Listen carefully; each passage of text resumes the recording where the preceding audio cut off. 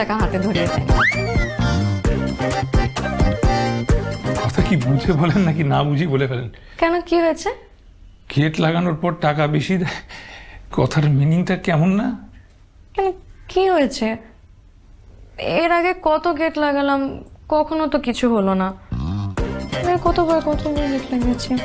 আচ্ছা, আপনি কি ভাবলেন বলেন তো? ও এইবার, ছি ছি ছি ছি, দেখেন এইসব জিনিসের সাথে আমার একদম কোনো সম্পর্ক নেই। এগুলো আমি পছন্দ করি না। যদি পছন্দ করতাম তাহলে এতদিনে কত প্রেম করতাম।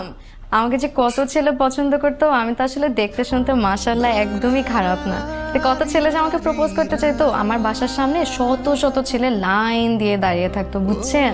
কিন্তু আমি না কাউকে কোনোদিন পাত্তাই দিতাম না, কারণ আমি তো জানি আমি কারোর সাথে কোনো অ্যাফেয়ার করবো না। যদি অ্যাফেয়ার করারই হতো তাহলে এতদিনে